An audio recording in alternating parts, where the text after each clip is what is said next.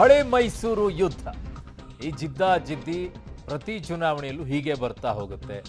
ಈ ನಾಯಕರುಗಳು ಇರುವವರೆಗೂ ಕೂಡ ಈ ರಾಜಕೀಯ ಜಿದ್ದಾಜಿದ್ದಿ ಒಂದು ಹಂತಕ್ಕೆ ಹೋಗುತ್ತೆ, ಅವರ ಶಿಷ್ಯಂದಿರಿಂದ ಹೋಗುತ್ತೆ, ಅದು ಹಂತವಾಗಿ ಬೆಳೀತಾನೆ ಹೋಗುತ್ತೆ. ಮೈಸೂರು, ಮಂಡ್ಯ, ಈ ಕಡೆ ಹಾಸನ, ಇವೆಲ್ಲ ಜಿದ್ದಾಜಿದ್ದಿರುವಂಥ ಕ್ಷೇತ್ರಗಳು. ಅವು ಕುಟುಂಬದಿಂದ ನಡ್ಕೊಂಡು ಬಂದಿರುವಂಥದ್ದು. ಆ ಫೈಟ್ ಎರಡರ ನಡುವೆ ಇದ್ದೇ ಇದೆ. ಸೊ ಈಗ ಮೈಸೂರು ವಿಚಾರದಲ್ಲಿ ಬರೋದಾದ್ರೆ, ಜಾತ್ಯತೀತ ಅಂತ ಹೇಳ್ಕೊಳ್ಳುವಂಥವ್ರು ಈಗ ಜಾತೀಯತೆಯನ್ನ ತಂದು ಚುನಾವಣೆಯನ್ನ ಮಾಡುವಂಥ ಪರಿಸ್ಥಿತಿಗೆ ಬರ್ತಾ ಇದ್ದಾರೆ. ಮಂಡ್ಯ ವಿಚಾರಕ್ಕೆ ಹೋಗೋದಾದ್ರೆ, ಕಳೆದ ಬಾರಿಗೆ ಬಾಯಿಗೆ ಬಂದಂಗೆ ಮಾತನಾಡಿ ಈಗ ಒಂದಾಗಿ ನಿಂತ್ಕೊಳ್ತಾ ಇದ್ದಾರೆ. ಚೆನ್ನಾಗಿದೆ ಇವೆಲ್ಲವೂ ಕೂಡ. ಸೊ ಅಂದು ವಿರೋಧಿ ಪಟ್ಟ, ಇಂದು ಒಕ್ಕಲಿಗ ಬಾಣವನ್ನ ಬಿಡ್ತಾ ಇದ್ದಾರೆ. ಹಳೆ ಮೈಸೂರಲ್ಲಿ ಬದಲಾಗಿದ್ದೇಕೆ?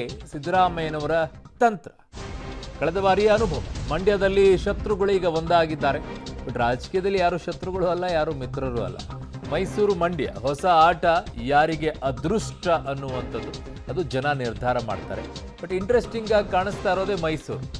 ಕಳೆದ ಬಾರಿ ಆದಂಥ ಪರಿಣಾಮಗಳನ್ನು ಅನುಭವಿಸಿದ್ದಾರೆ ಸಿದ್ದರಾಮಯ್ಯನವರು. ಹಾಗಾಗಿ ಆ ಒಕ್ಕಲಿಗ ವಿರೋಧಿ ಅನ್ನುವಂಥ ಪಟ್ಟದಿಂದ ಆಚೆ ಬರಬೇಕಾದಂಥ ಅಗತ್ಯತೆ ಈಗ ಸಿದ್ದರಾಮಯ್ಯನವರಿಗೆ ಕಾಣಿಸಿಕೊಂಡಂಗಿದೆ. ಹಾಗಾಗಿ ಅದರ ಪ್ರಯೋಗವನ್ನ ಈಗ ಒಂದಾದ ನಂತರ ಮೈಸೂರು ಭಾಗದಲ್ಲಿ ಮಾಡ್ತಾ ಇದ್ದಾರೆ. ಹಳೆ ಮೈಸೂರು ಭಾಗದಲ್ಲಿ ಕಾಣಿಸಿಕೊಳ್ತಾ ಇದೆ. ಒಕ್ಕಲಿಗರ ಓಟುಗಳು ಪ್ರಾಬಲ್ಯ ಅತಿ ಹೆಚ್ಚಾಗಿರೋದ್ರಿಂದ ಇದರ ಮುಂದುವರಿದ ಭಾಗದಲ್ಲೇನೆ ಒಕ್ಕಲಿಗರನ್ನೇ ಗೆಲ್ಲಿಸಿ ಅಂತ ಸಿದ್ದರಾಮಯ್ಯನವರು ಒಕ್ಕಲಿಗ ಸ್ನೇಹಿ ದಾಳವನ್ನ ಉರುಳಿಸಿರೋದು.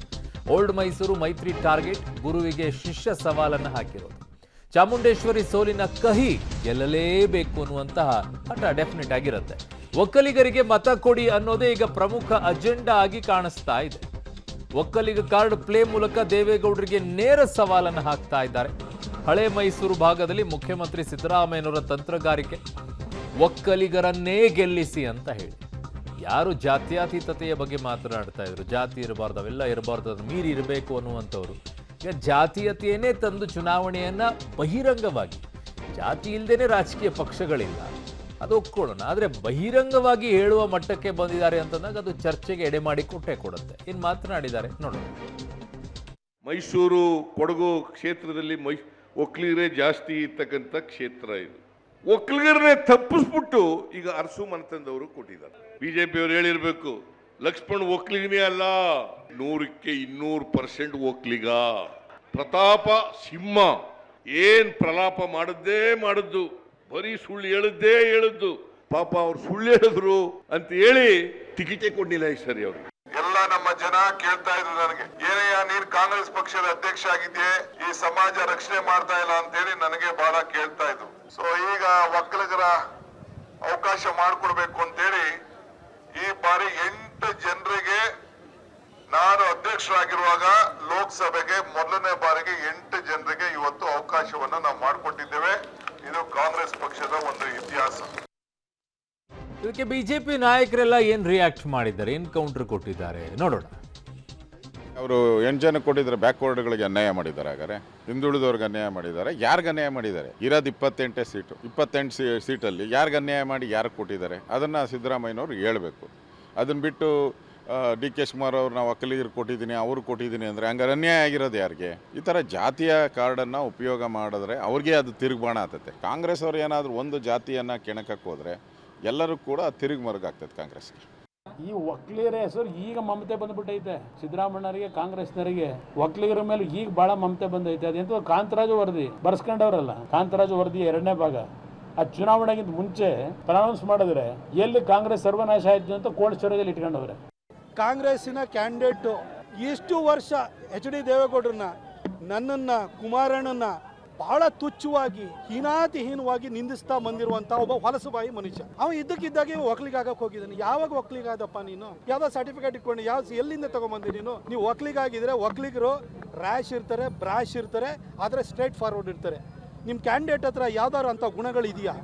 ದಯವಿಟ್ಟು ಇನ್ನೂ ಒಂದಿನ ಟೈಮ್ ಇದೆ, ಸರಿಯಾದಂಥ ಸಭ್ಯಸ್ಥ ಒಕ್ಕಲಿಗರನ್ನು ಕೊಡ್ರಿ. ನಾವು ಮೈಸೂರು ಕೊಡಗು ಭಾಗದ ಜನಾಂಗ ಎಲ್ಲರೂ ಭಾರತೀಯರಾಗಿ ತಮ್ಮ ಮತವನ್ನು ಚಲಾಯಿಸ್ತಾ ಇದ್ದಾರೆ. ಎಲ್ಲರೂ ದೇಶಕ್ಕೋಸ್ಕರ ನಮ್ಮ ಮತವನ್ನು ಚಲಾಯಿಸ್ತಾ ಇದ್ದಾರೆ. ಎಲ್ಲರೂ ಒಗ್ಗಟ್ಟಾಗಿ ಒಂದು ಸಮಾಜ ಆಗಿ ನಾವು ಎಲ್ಲರೂ ಬೆಂಬಲ ನೀಡ್ತಾ ಇದ್ದಾರೆ. ಅಲ್ಲಿಗೆ ಜಾತಿ ಅನ್ನುವಂಥದ್ದು ಭಾಳ ಮುಖ್ಯ ಅಂತ ಅನಿಸ್ತಾರೆ. ಇಲ್ಲ, ಸೊ ಇನ್ನು ಮಂಡ್ಯದಲ್ಲಂತೂ ಜಿದ್ದಾಜಿದ್ದಿ ಇತ್ತು ಕಳೆದ ಬಾರಿಯೂ ಕೂಡ. ಎಂದೆಂದೂ ಅದು ಹಾಗೇನೆ, ಅಂದು ಇಂದು ಎಂದೆಂದಿಗೂ ಸ್ಟಾರ್ ವಾರ್ ಇರುವಂತ ಜಾಗ ಮಂಡ್ಯದಲ್ಲಿ. ಆಗ ಸ್ವಾಭಿಮಾನ ಹೋರಾಟ, ಈಗ ದೋಸ್ತಿ ಆಟ. ಬಿಜೆಪಿ ಜೆಡಿಎಸ್ ಮೈತ್ರಿಗೆ ಮಂಡ್ಯ ಗೌಡ್ತಿ ಈಗ ಬೆಂಬಲವನ್ನ ಕೊಟ್ಟಿರೋದು. ಮಂಡ್ಯದಲ್ಲಿ ಡಿ ಕೆ ಪ್ರಭಾವವನ್ನು ಕುಗ್ಗಿಸೋಕೆ ಸ್ವಾಭಿಮಾನಿ ಬೂಸ್ಟ್ ಆಗ್ತಾ ಇರೋದು. 5 ವರ್ಷಗಳ ರಾಜಕೀಯ ವೈಷಮ್ಯ ಕೈಬಿಟ್ಟು ಈಗ ದಳಪತಿ ಸಾಫ್ಟ್ ಆಗಿದ್ದಾರೆ. ಅವತ್ತು ರಾಜಕೀಯ ವೈರಿಗಳಾಗಿದ್ದರು, ಇವತ್ತು ಸ್ನೇಹಿತರಾಗಿದ್ದಾರೆ. ಎಲ್ಲವೂ ಕೂಡ ಅವರವರ ಅನುಕೂಲಕ್ಕೆ ತಕ್ಕಂತೆ. ಇದು ರಾಜಕೀಯ ಅಲ್ವೇ? ಸೊ ಮಾತನಾಡಿದರೆ ನೋಡೋಣ. ನನಗೆ 2019ರಲ್ಲಿ ಭಾರತೀಯ ಜನತಾ ಪಕ್ಷ ಬಾಹ್ಯ ಬೆಂಬಲವನ್ನು ಕೊಟ್ಟು ಪ್ರಧಾನಮಂತ್ರಿ ಮೋದಿ ಅವರು ಸ್ವತಃ ಅಂಬರೀಷ್ ಅವರನ್ನ ಪ್ರಸ್ತಾಪ ಮಾಡಿ ನನಗೆ ಮತಗಳನ್ನು ಕೊಡಿ ಅನ್ನೋ ವಿಚಾರವನ್ನು ಮೈಸೂರಲ್ಲಿ ಮಾತಾಡಿದರು. ಅದೇ ನಿಟ್ಟಿನಲ್ಲಿ ನಾನು 2023ರಲ್ಲಿ ಭಾರತೀಯ ಜನತಾ ಪಕ್ಷದ ಅಸೆಂಬ್ಲಿ ಎಲೆಕ್ಷನ್ ವೇಳೆ ನನ್ನ ಬೆಂಬಲವನ್ನು ಅವರು ಕೊಟ್ಟು ಅವರ ನಾನು ಪ್ರಚಾರವನ್ನು ಮಾಡಿದ್ದೆ. ಇವತ್ತು ಮೈತ್ರಿಯಲ್ಲಿ ಅವರು JDS ಪಕ್ಷದೊಂದಿಗೆ ಹೊಂದಾಣಿಕೆ ಆಗಿದೆ. ಬದಲಾದ ಪರಿಸ್ಥಿತಿ, ಅದೇ ಬದಲಾದ ಸವಾಲು ನಮ್ಮ ಮುಂದೆ ಇದೆ. ನಾನು ಕೊನೆಯ ಗಳಿಗೆಯವರೆಗೂ ಮಂಡ್ಯ ಸೀಟನ್ನು BJPನೇ ಉಳಿಸ್ಕೊಳ್ಳಿ ಅನ್ನೋವಂಥ ಪ್ರಯತ್ನ, ಹೋರಾಟ ಮಾಡ್ತಾನೆ ಬಂದೆ. ಒಬ್ಬ ಹಿರಿಯ ನಾಯಕರು, ಕಾಂಗ್ರೆಸ್ಸಿನ ಹಿರಿಯ ನಾಯಕರು ಹೇಳಿದ ಮಾತುಗಳನ್ನ ಗಮನಿಸಿದ್ದೀರಾ ಅಂತ ಅನ್ಕೊಂಡಿದ್ದೀನಿ.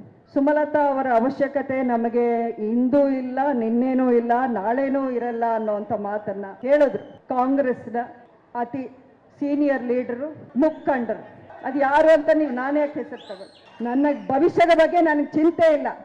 ಇವತ್ತು ನಾನು MP, ನಾಳೆ ನನ್ನ ಜಾಗದಲ್ಲಿ ಇನ್ನೊಬ್ಬರು ಬರ್ತಾರೆ, ಚಿಂತೆ ಇಲ್ಲ. ಆದರೆ ಈ ಮಣ್ಣಿನ ಸೊಸೆ ಅನ್ನೋ ಸ್ಥಾನ ನನ್ನಿಂದ ಯಾರು ಕಿತ್ಕೊಳ್ಳೋಕೆ ಆಗೋದಿಲ್ವಲ್ಲ, ಅದು ನಿರಂತರ, ಅದು